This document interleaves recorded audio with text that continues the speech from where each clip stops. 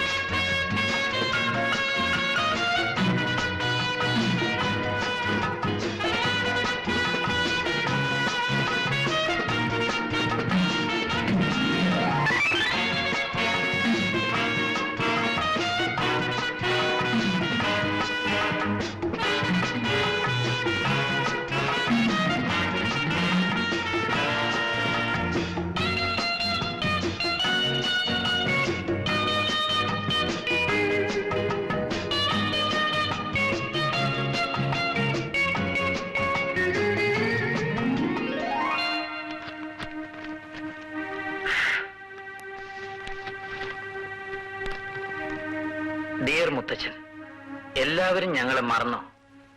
ഞങ്ങളുടെ കൂട്ടുകാരുടെയൊക്കെ അച്ഛനും അമ്മയും അവരെ കാണാൻ വരുന്നുണ്ട്. ഞങ്ങൾക്ക് ആരുമില്ലേ എന്ന് അവരൊക്കെ ചോദിക്കുമ്പോൾ ഞങ്ങൾക്ക് സങ്കടം വരും. ഞങ്ങൾക്ക് മമ്മയില്ലാത്തത് കൊണ്ടാണോ ഞങ്ങളെ ആരും തിരക്കാത്തത്? ഡാഡിയെ ഇങ്ങോട്ട് വിടാമെന്ന് മുത്തശ്ശൻ പറഞ്ഞിട്ട് ഇതുവരെ വിട്ടില്ലല്ലോ. ഈ വരുന്ന 10-ാം തീയതി ഞങ്ങളുടെ സ്കൂൾ ഡേ ആണ്. അന്ന് ഡാഡിയും മുത്തശ്ശനും ആന്റിയും വരണം. ഞങ്ങൾ കാത്തിരിക്കും എന്ന് മുത്തശ്ശന്റെ ബാബു, മിനി.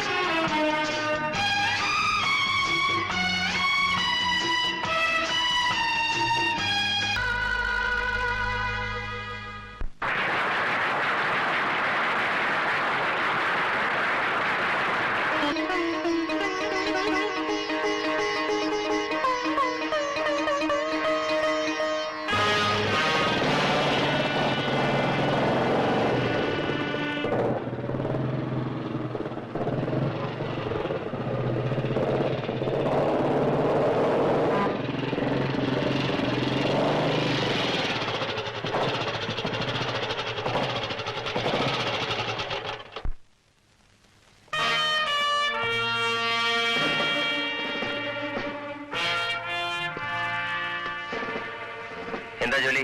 പാറാവാണ് സാർ. പാറാവുകാരൻ പുറത്ത് കാവൽ നിൽക്കാനാണ് വേണ്ടത്. മേലാ സ്റ്റൂളിട്ടകത്തിരിക്കരുത്. പോണം. ശരി സാർ.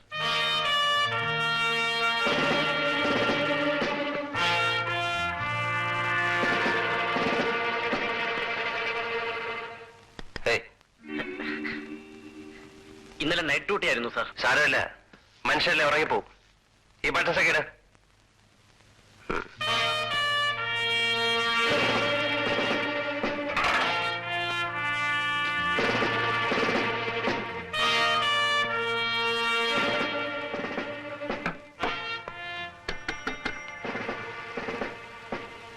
ഫയലുകളൊക്കെ എടുത്ത് അപ്പുറത്തോണ്ട് വയ്ക്കേ.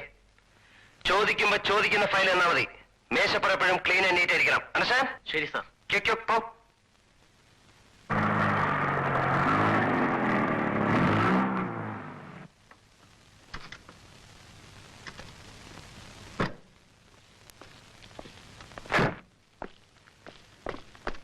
എന്താ? ഉരുളുപുട്ട് കണ്ടിട്ട് വരുന്ന വഴിക്ക് മിനിസ്റ്റർ ടി വിയിലൊന്ന് വിസിറ്റ് ചെയ്യുന്നുണ്ട്. മിനിസ്റ്ററുടെ വിസിറ്റോ? ഓ ടി വിയിലല്ലേ? ഓ വിസിറ്റ് ചെയ്തിട്ട് പോകട്ടെ. അല്ല, അദ്ദേഹം അവിടുന്ന് ആഹാരമൊക്കെ കഴിച്ചിട്ടേ പോകത്തുള്ളൂ. അപ്പോ പോലീസ് ബന്ദോബസ്തിന്റെ കാര്യം? ആഹാരം കഴിക്കുന്നിടത്ത് എന്തിനാണോ പോലീസ് ബന്ദോബസ്ത്? അവര് കഴിക്കുന്നത് എന്താണെന്ന് പൊതുജനം അറിയരുതല്ലോ. എന്നാ അവര് കഴിക്കുന്ന എന്താണെന്ന് പോലീസുകാരും അറിയണ്ട. വേറെ എന്തെങ്കിലും പറയാനുണ്ടോ? വേറെ ഒന്നുമില്ലേ? എങ്കിൽ പൊയ്ക്കോ.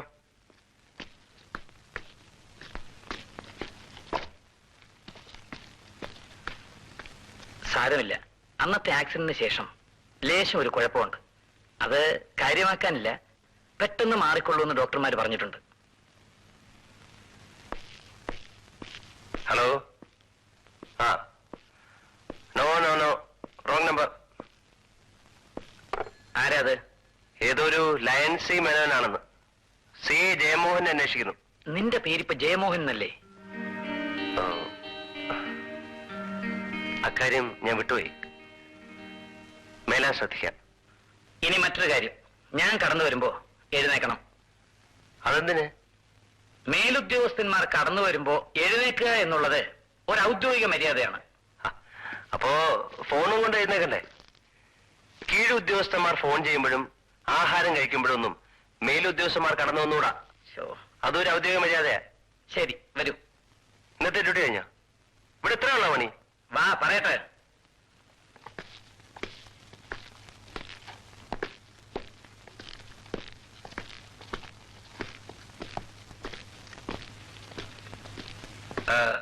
ജയമോഹൻ, സിറ്റിയിൽ ഒരു റൗണ്ട് പോയിട്ട് വരൂ. അതെന്തിനാ? നിങ്ങളിപ്പോ സ്പെഷ്യൽ ഡ്യൂട്ടിയിലല്ലേ? ഓ, അത് ഞാൻ മറന്നു. ഇപ്പൊ തന്നെ വേഗം.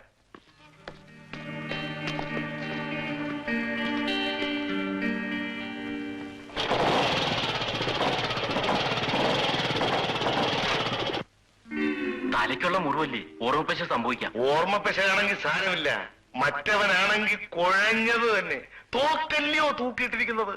എടുത്ത് പെരുമാറാൻ തോന്നിയാൽ പിള്ളാര് വെള്ളത്തിലായത് തന്നെ. ഭഗവാനെ, ഗുരുവായൂരപ്പ.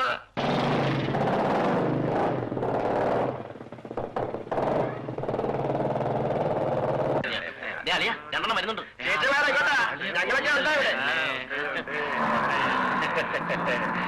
ആണമാകുന്നോ മേലിമോന്നോ എന്റെ കൈകൾ നിന്നെ മുടുമ്പോ.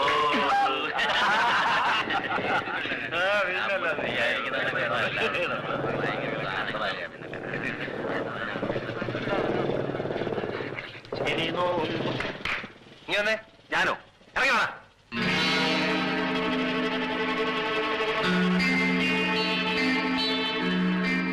എന്താ ഇവിടെ ഇരിക്കുന്നത്? ചുമ്മാ എവിടെയാണ് ഇരിക്കുന്നത്? എന്താണ് നിന്റെയൊക്കെ വായന? എന്താ ഇവിടെ ഇരുന്നൂടെ? നീ വന്നേ. സാറേതാ? കോർപ്പറേഷൻ ചെയർമാന്റെ മകനാ. അത് ശരി. തന്ത കോർപ്പറേഷൻ ചെയർമാൻ, മകൻ കമ്പിക്കളി.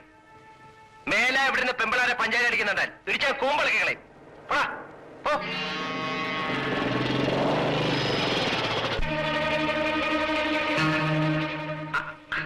ഇരിക്കിരിക്കെ. മിസ് മേനൻ എപ്പോ വന്നു? ഇപ്പൊ വന്നതേ ഉള്ളൂ. വന്നുടനെ വത്സല കാപ്പി തന്നു. ഒന്നാം തരം കാപ്പി. അല്ല, ജയ മിസ് മേനനെ ഓർമ്മിക്കുന്നില്ലേ? പിന്നെ അങ്ങനെ മറക്കാൻ പറ്റുമോ? ജയമോഹൻ ചാർജ് എടുത്തു എന്നറിഞ്ഞു. എങ്കിലൊന്ന് അഭിനന്ദിക്കാമെന്ന് കരുതി. ആരോഗ്യമൊക്കെ എങ്ങനെയുണ്ട്? ആരോഗ്യത്തിന് കുഴപ്പമൊന്നുമില്ലല്ലോ. പിന്നെ അല്ല, ആക്സിഡന്റ്? ആക്സിഡന്റോ? ഓ, ആക്സിഡന്റ്. അതൊക്കെ കഴിഞ്ഞില്ലേ? വിവരം അറിഞ്ഞ് ഞാൻ ആശുപത്രിയിൽ എത്തിയപ്പോഴേക്കും മദ്രാസിലേക്ക് കൊണ്ടുപോയി കഴിഞ്ഞിരുന്നു. അവിടെ കൊണ്ടുപോയതുകൊണ്ട് രക്ഷപ്പെട്ടു. ഇല്ലെങ്കിൽ വാസ്തവം എല്ലാം ദൈവാധീനം എന്ന് പറഞ്ഞാൽ മതിയല്ലോ. ജയ, മരുന്ന് കഴിക്കേണ്ട സമയമായി. ആക്സിഡന്റിന് ശേഷം മിസ്റ്റർ ജയമോഹൻ എന്തെങ്കിലും? ഓർമ്മ ശരിയല്ല. പഴയ കാര്യങ്ങൾ പലതും പറഞ്ഞാലേ ഓർമ്മിക്കും. ഒരു മാസം കൂടെ മരുന്ന് കഴിക്കുമ്പോ എല്ലാം ശരിയാവും. മരണത്തിൽ നല്ലേ തിരിച്ചു കൊണ്ടുവന്നത്. ഏതായാലും അതൊരു ഭയങ്കര സംഭവമായി പോയി. ആ ലോറി ആരുടേതാണെന്ന് വല്ല പിടിയും കിട്ടിയോ? ഒരു പിടിയുമില്ല. എന്തായാലും കൊല്ലണമെന്നുള്ള മനഃപൂർവമായ ഉദ്ദേശത്തോടുകൂടി ചെയ്തതാണ്. ആയിരിക്കണമല്ലോ. മിസ്റ്റർ ജയമോഹൻ ഇവിടെ ശത്രുക്കളായി ആരൊക്കെയാ ഉള്ളത്? അതിപ്പോ എങ്ങനെയാ അറിയുന്നത്? ആരായാലും അവരെ കസ്റ്റഡിയിൽ എടുക്കുമെന്നുള്ളത് തീർച്ചയാണ്. അല്ലെങ്കിൽ പിന്നെ ഈ വേഷം ഇട്ടുകൊണ്ട് നടക്കുന്നതിൽ എന്താ അർത്ഥം? You are correct. എന്നാ ഇറങ്ങട്ടെ. പിന്നെ എന്റെ സഹായം എന്തെങ്കിലും ആവശ്യമുണ്ടെങ്കിൽ പറയണം. Don't hesitate. Thank you very much. Okay. മോളെ വത്സലേ, കഴിഞ്ഞ വർഷം 90 വയസ്സായ ഒരു കിളവിയെ ബലാത്സംഗം ചെയ്ത ഒരുത്തനെ അറസ്റ്റ് ചെയ്ത് ഇവിടെ കൊണ്ടുവന്നു. അവൻ പുഷ്പം പോലെ ഇറങ്ങിപ്പോയി. പിന്നെ ആ 9 വയസ്സായ കൊച്ചു സാറ് ധൈര്യമായിട്ടിരിക്കും.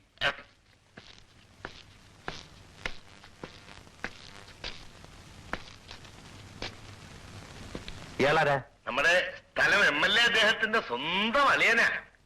അളിയൻ എന്തിനോട് വന്നു? അറസ്റ്റ് ചെയ്തുകൊണ്ട് നിർത്തിയിരിക്കുക. ആ ബലാത്സംഗ കേസിലെ പ്രതിയാ. ഓ, ആ 9 വയസ്സുള്ള പെൺകുട്ടിയെ. ഉത്തരവ്. ഓഹോ, നീ ആയിരുന്നല്ലേടാ?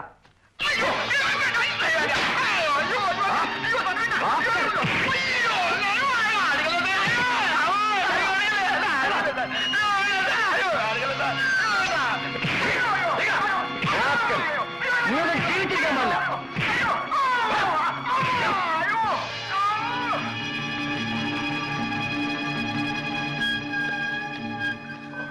സാർ, എന്താണോ? MLA-യുടെ MLA-യുടെ അളിയന് ബലാത്സംഗം ചെയ്യാൻ ലൈസൻസ് ഉണ്ടോ?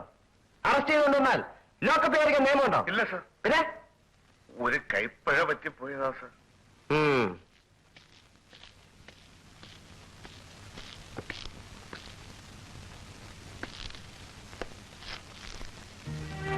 നമസ്കാരം. നിന്നെ ലോക്കപ്പ് ചെയ്തു? ഒരുപാട് തല്ലുകയും ചെയ്തു. ഇടോ, അയലകത്തുണ്ടോ? ഉണ്ട്. ഞങ്ങൾക്കൊന്ന് കാണണമെന്ന് പറയൂ. പറയാം.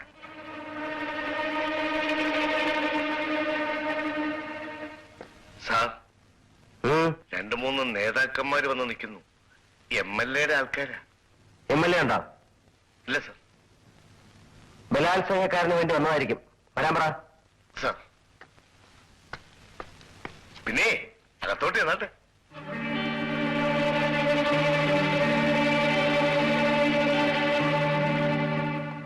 ആരാ? മനസ്സിലായില്ലല്ലോ. രാഷ്ട്രീയ പ്രവർത്തകരാണ്. സ്ഥലം MLA പറഞ്ഞിട്ട് വന്നതാണ്.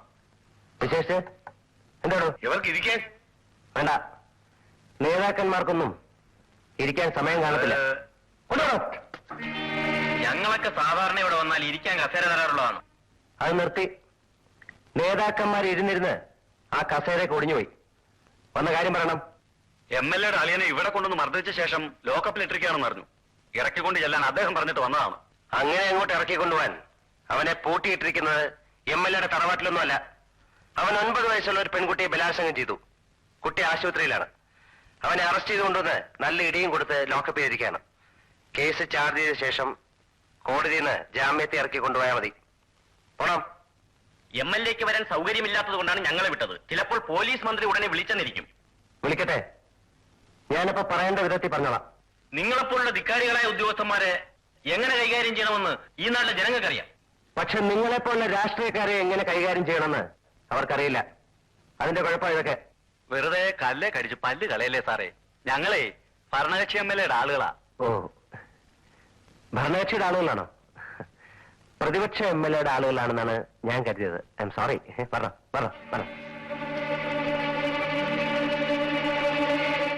തുറക്ക.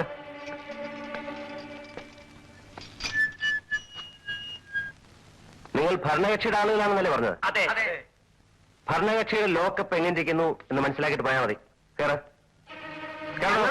ഞാൻ ഇവിടുത്തെ മണ്ഡലം പ്രസിഡന്റാണ്. എന്റെ മണ്ഡലം ഭരിച്ച് പോലീസിനെ കയറി ഭരിക്കാൻ വന്നിരിക്കുന്നു. ഇന്ന് ഞങ്ങൾ എടുത്തോളാം. സാർ.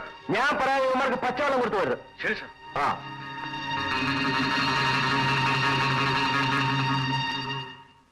എന്ത് ഭ്രാന്താണ് നീ കാണിക്കുന്നത്? ജാമ്യത്തിൽ ഇറക്കാൻ വരുന്നവരെ ലോക്കപ്പിൽ അടയ്ക്കുക. ഈ രാജ്യത്ത് എവിടെങ്കിലും ഇങ്ങനെ ഒരു സംഭവം നടന്നേ കേട്ടിട്ടുണ്ടോ? അങ്ങ് ചൂടാകരുത്. എന്ത് തെമ്മാടിത്തരം കാണിച്ചാലും രക്ഷിക്കാനും ജാമ്യത്തിൽ ഇറക്കാനും ആളുകൾ ഉള്ളതുകൊണ്ടാണ് കുറ്റവാളികൾ പെരുകുന്നത്. അതുകൊണ്ട് ഇങ്ങനത്തെ ഹീനന്മാരെ ജാമ്യത്തിൽ ഇറക്കാൻ വരുന്നവരെ തട്ടി അകത്താക്കാൻ തുടങ്ങിയാൽ കുറ്റകൃത്യങ്ങൾ താനെ കുറഞ്ഞുകൊള്ളും. ഇതെന്റെ വക ഒരു പുതിയ കണ്ടുപിടുത്തമാണ്. ഒന്ന് പരീക്ഷിച്ചു നോക്കട്ടെ. ആരെയൊക്കെയാണ് നീ പിടിച്ചകത്തിട്ടിരിക്കുന്നതെന്ന് അറിയാം? അവരൊക്കെ ഭരണകക്ഷിയിലെ വലിയ നേതാക്കന്മാരാണ്. പോലീസ് സ്റ്റേഷനിൽ ഭരണകക്ഷിയും പ്രതിപക്ഷമൊന്നുമില്ല. പോലീസിനെ വിരട്ടാൻ വരുന്നവൻ ആരായാലും പിടിച്ചകത്തിടുകയും ചെയ്യും, ഇടിയും കൊടുക്കും. സ്റ്റേഷനിൽ കയറിയുള്ള ഇവന്റെയൊക്കെ ഭരണം അവസാനിപ്പിക്കാൻ ഈ ഒരു മരുന്നേ ഉള്ളൂ. ഇത് കുറെ ചെല്ലട്ടെ. വെറുതെ ബുദ്ധിയില്ലാതെ സംസാരിക്കരുത്. ഇന്ന് രാഷ്ട്രീയക്കാർ വിചാരിച്ചാൽ നടക്കാത്ത ഒന്നുമില്ല. പക്ഷെ ജീവപര്യന്തക്കാരനിട്ട് ഇവരെന്തോ ചെയ്യും? സ്ഥലം മാറ്റുമോ അതോ പിരിച്ചുവിടുമോ? എന്നെ പോലെ 10 ജീവപര്യന്തക്കാരെ ഇറക്കി വിടാമോ? രാഷ്ട്രീയക്കാർ പോലീസ് സ്റ്റേഷന്റെ 5 അയലത്തോലും വരില്ല. പോലീസ് ഡിപ്പാർട്ട്മെന്റിനെ കുളിപ്പിച്ച് നല്ല കുട്ടപ്പനാക്കി കൈതരാം. നീ തൽക്കാലം കുളിപ്പിക്കാനൊന്നും പോകണ്ട. അവരെ തുറന്നുവിടെ. വിടില്ല. ഇത് സിറ്റി പോലീസ് കമ്മീഷണറുടെ ഓർഡറാണ്. സിറ്റിയിലെ സർക്കിൾ ഇൻസ്പെക്ടർ അത് ധിക്കരിക്കുന്നു. ആക്ഷൻ എടുത്തോളൂ. എന്റെ പേരിൽ എന്ത് ആക്ഷൻ എടുക്കും പറയണം. ചേടാ, ഇത് ഭസ്മാസുരന് വരം കൊടുത്ത പോലെ ആയല്ലോ. വെറും 9 വയസ്സ് പ്രായമുള്ള ഒരു പെൺകുട്ടിയെ ബലാത്സംഗം ചെയ്തു കൊന്ന ഒരു നീചനെ ഇറക്കിക്കൊണ്ടുപോകാനാണ് ഇവിടുത്തെ നേതാക്കന്മാർ വന്നിരിക്കുന്നത്. അവന്റെയൊക്കെ തലയും മണ്ണെണ്ണ ഒഴിച്ച് തീ കൊളുത്തുകയാണ് വേണ്ടത്. അത് ഞാൻ ചെയ്യില്ല. അതിനെനിക്ക് നന്ദി പറയട്ടെ. ഒരു കാര്യം നീ മറന്നു.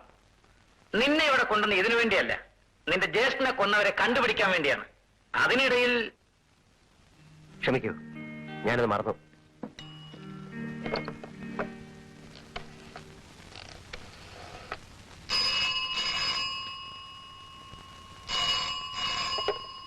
Police station.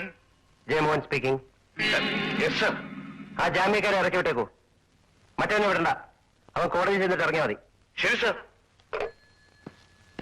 ഇനി നമുക്ക് നമ്മുടെ കാര്യത്തിലേക്ക് വരാം. ഇത് മരിക്കുന്നതിന് മുമ്പ് ജയമോഹൻ എഴുതിയിട്ടുള്ളതാണ്. നമ്പർ 17.